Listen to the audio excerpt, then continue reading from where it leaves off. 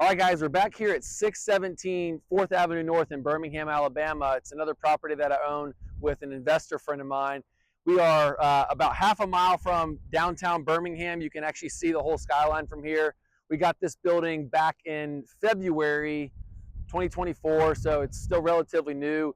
We spent about $225,000 rehabbing this building. It's 13,000 square feet. It's got 16-foot ceiling heights, and it fits right into our buy box, our metrics that are the most important piece. I tell all the people in our group the same thing. It's got to be 10 to 40,000 square feet, 16-foot ceiling heights, less than a mile off the highway, multiple roll-up doors, and if you don't buy it vacant, it needs to have a triple net lease with multiple years on it. We purchased this building completely vacant, and most people would say commercial real estate vacancies, that's the biggest problem in the world. What I've discovered in our investment portfolio and our journey is when you buy vacant buildings like this, you end up being able to buy property at a massive discount. We purchased this property from some trust in Birmingham. I mean, I'm talking like these guys happen to be like in their 90s and they were just looking to cash out. If you understand commercial real estate and the value and how you derive intrinsic value, it's basically the net operating income you divided by the market cap rate. Let's say in this case it's a 10% cap rate. This building at the time, we purchased it for $430,000. If you go and lease this space up for the market rent, which is about $650 a square foot with 13,000 square feet, that ballpark's around $87,000 and some change. You divide that even by the market cap rate of 10%, it might even be lower with the stabilized tenant. You're looking at a valuation of anywhere from $900,000 to over $1 million. So let me walk you through again how we purchased this building, what the inside will walk inside, and you'll get a chance to see, all the rehabs and the things that we've done. And then most importantly, the actions that you can take away for whatever city that you're in, how you can buy buildings like this. I'll walk through the financing, how we did, how we went over the terms, and most importantly, turning what was normally a $400,000 building into a valuation of over $1 million. Follow along. All right, let's take a walk inside of our building here. Like I said, it's 13,000 square feet. Literally just turning the lights on right now. The best part about light industrial real estate that I've discovered is it's boring. There's not a whole lot going on. What we've done to this building before happened to be literally, there was so much stuff in here. It was ridiculous. So what we did is we just got rid of all the crap. We painted the walls, put some new ceiling tiles in here, some new lighting. This costs like nothing. Literally a couple of bathrooms, a little area where there's like a sink or whatever.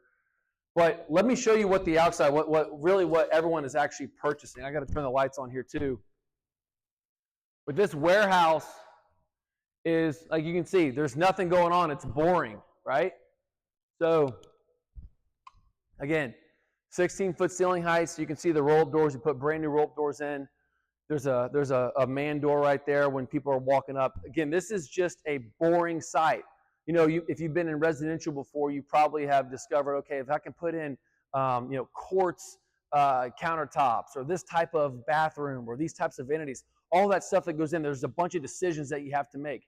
In commercial real estate, look around, this place is boring. Literally, I use the same color paint, use the same color white.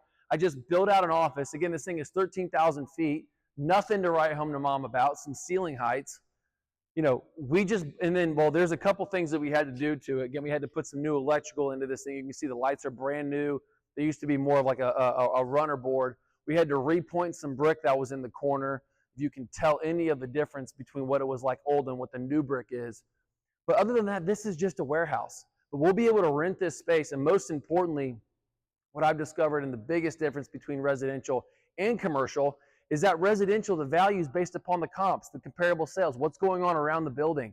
Here in commercial, we can extract value out of these things because we're able to find a way to increase, like I said, improve the real estate and then increase the rents, which increases the value. So again, if you can see that there's nothing fancy, there's nothing cool. This is just like cinder block. We've got just, some new roll-up doors.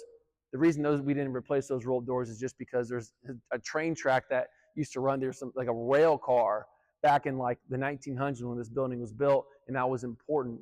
But now you can see we have multiple letters of intent on this property right now. I'm actually speaking with my broker this afternoon about most likely, we'll see if I can extract some more juice out of this thing, because They're wanting to lease. I really would prefer to rent this to one tenant, have them lease all 13,000 square feet, because it just, is a little bit easier on my life and my own accounting with my partner and I. But also too, if I'm able to say, because again, like I've got this lot over here, that's about a quarter of an acre, and then I've got a little parking lot on the other side there that's fenced already and graveled. I know that some tenant is going to appreciate the safety of that, number one, but then second of all, it's just more laydown yard. It's more space for them to be able to run their business. Let's say they're a distribution business and they have trucks coming and going. Remember how close we were to the highway, but if they have an ability for, maybe some of their tenants or their partners or potential clients or customers park their vehicles right next to the building, it's just going to increase the value to them and potentially make it more of a smooth transaction when they're doing business with their customers. So I think what I've discovered as a commercial real estate investor is, how can I help my tenants make more money? So like, to finish this whole thing up, if you are trying to find ways to get into commercial real estate, it sounds hilarious, but you got to put your tenant or your customer first. I think in my head, every building that I look at, it's the same thing. How can I make my tenants more money? Is it by easy access with a larger roll-up door? Is it by, because like I said, I don't even own this side lot. I had to negotiate that lot to rent it from the guy behind me. He hasn't been doing anything with that lot over there, so I negotiated to rent that lot from him just because I know it could actually add value to my tenant when they move in. So all I'm thinking about is creativity, number one, but I just want to find ways to extract more juice and more value out of a building so my tenant can end up becoming more successful, add more dollars to their bottom line, which allows them to pay me more rent, which AKA increases the value of my real estate. Because at the end of the day, guys, it's the cash flow is cool. My debt service is going to stay the same no matter what, because I'm on a 20-year amortization with a fixed interest rate. But if I'm able to continue to have rental increases and extract more juice, that just creates bottom line cash flow to my to my bottom line cash flow, my balance sheet, and most importantly, makes my investors more wealthy too. So if you want to learn more about commercial real estate, follow along our page, because it's pretty much all that we talk about. See you on the next video.